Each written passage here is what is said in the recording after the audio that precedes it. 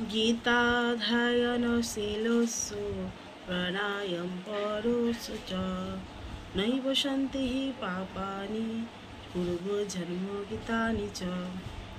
কেউ যদি আন্তরিকভাবে এবং অত্যন্ত গুরুত্ব সহকারে গীতা পাঠ করেন তাহলে ভগবানের করুণায় তার অতীতের সমস্ত পাপ কর্মের ফল তাকে প্রভাবিত করে না। হরে কৃষ্ণ কৃষ্ণ কৃষ্ণ হরে হরে, হরে রাম রাম রাম হরে হরে। সাংখ্যযোগ দ্বিতীয় অধ্যায় শ্লোক সংখ্যা 3।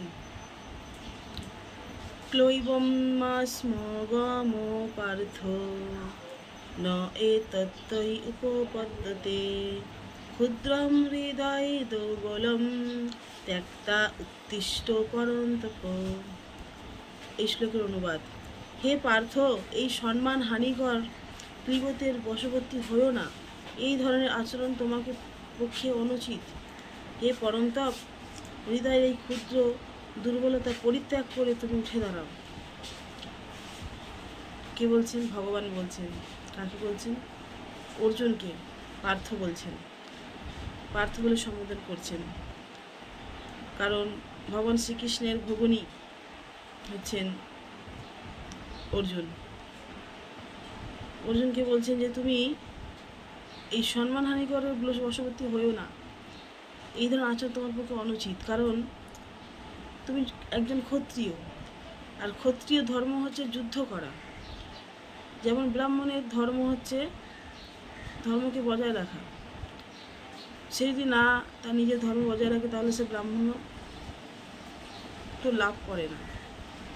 সেমনি তুমি একজন ক্ষত্রিয়, তোমার প্রধান কাজই হচ্ছে তোমার কর্তব্য পালন করা। তুমি এসব ভেবো না। তোমার আত্মীয় কে? আমি। অর্থাৎ আত্মীয় কথার অর্থ হচ্ছে যার সঙ্গে আত্মার সম্পর্ক। আমরা যে এই জগতে আত্মীয় বলে নিজের রক্তের সম্পর্ক মনে করি, ভাই বোন, নিজের স্বামী, ছেলে মেয়ে, কিন্তু ভগবান বলছেন যে আত্মার সঙ্গে আমাদের পরমাত্মার যে সম্পর্ক তাকে আত্মীয় বলা হয়।